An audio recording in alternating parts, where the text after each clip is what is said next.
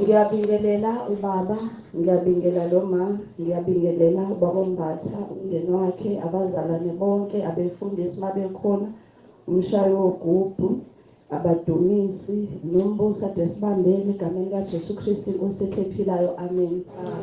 Ngizothe kangaka nje ngizoxolisa.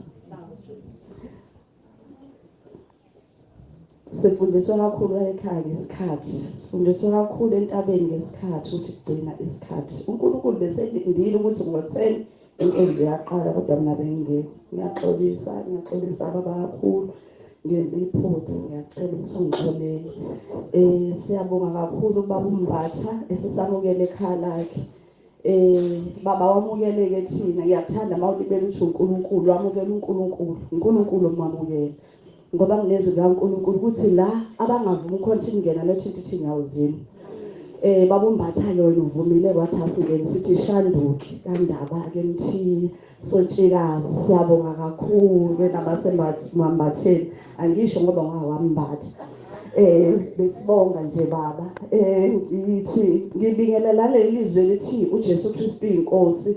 Ngisafika nami ekhaya zoba ngiqale ekhaya njalo nje ngibe ukuthi uJesu Kristu inkosi kazi.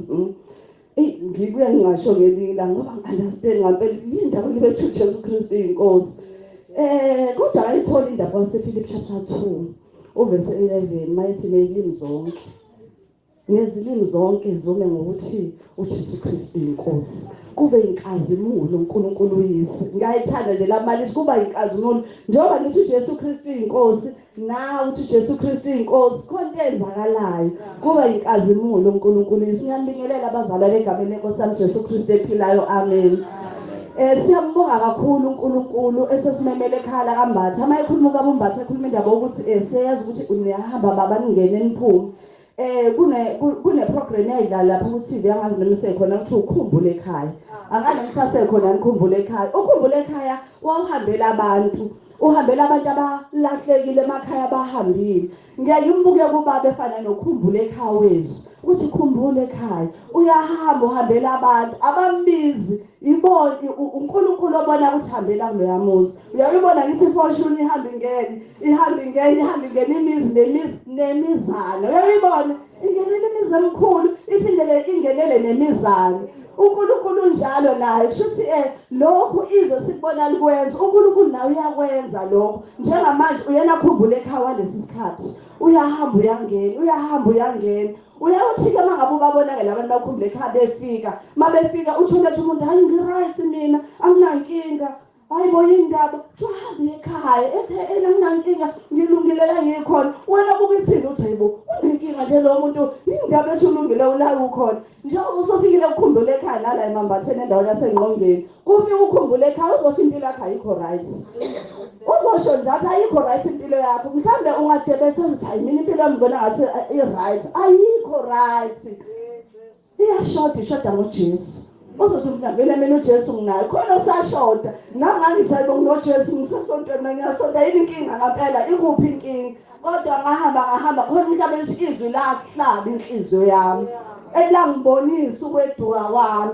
Uyabona masefika izwi enhlizweni yakho lahlaba inhliziyo yakho vule amehlo komoya. Uthi hawu kanti ugqoke ibhuluka kunjeni uyazi ngiyabona umuntu egqoke ibhuluka hayi wona ngigqoke ibhuluka nje hey uhamba kanjani nje amathanga ehlobani kodwa nami ngangikwenza lokho hawu izwi bazalwane liyafika mase liyahlaba mase liyahlukanisa ukwazi ukubona lokho kade ngingakuboni akudingi nokuthi ngize ngifake ibuko yabona izwi lisimanga solizwa namhlanje uNkulunkulu usilethele wenza umusa engikuthandayo nje kade ngifuna ukukhulula ekhaya akusho ukuthi awusho-ke unamalini njengoba uzawufuna sokufunela umuntu wakini unamalini phela kufuneka upetrol la akubuzwa lokho akhumbula ekhaya uyayibona imoto ivele ibathatha abantu nani manje akuzange sekubuze ukukhuliwa ukuthi bekhuliwe unamalini nje ufuna size ekhaya lakho cha esibona ubaba njengoba la uze nje mahala akukhishwa ngamali ukuthi akazezelela futhi nawe ungabi nankinga ukuthi ngelinye ilanga ukuthi nami ngiyabafisa abazalwane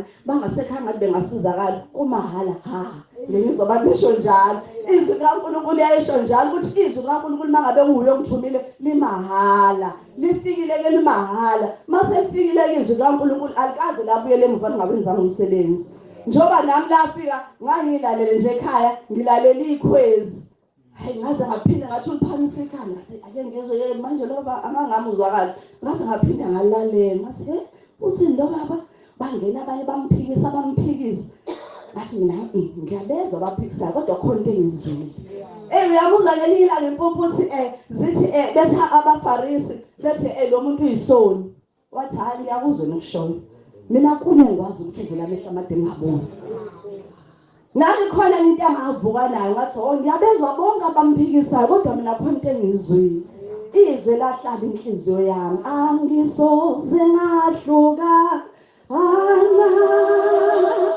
no ngithanda kangaka njalo sothandana ayekho khona lana khona le angisoze ngahluka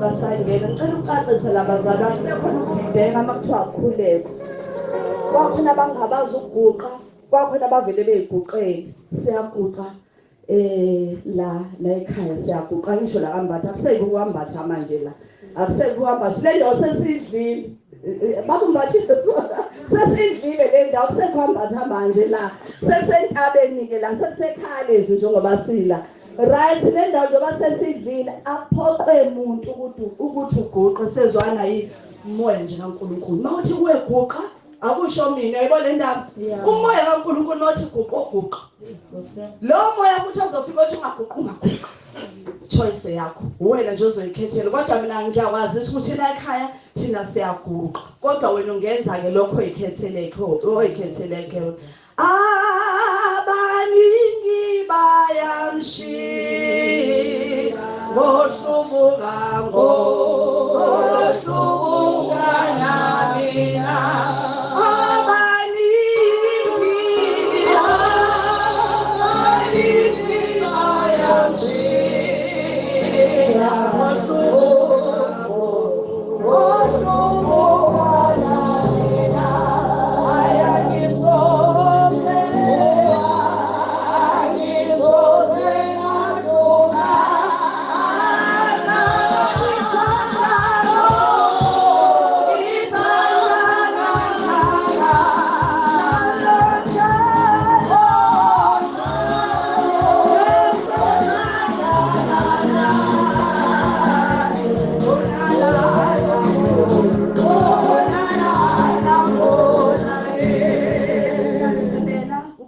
abangenayo egameni lenkosi yethu Jesu Kristu sethu Jesu Kristu inkosi. Amen. Ngizoqhubeka phambili nohlelo njengamanje ngizocela abazosipha ubufakazi beso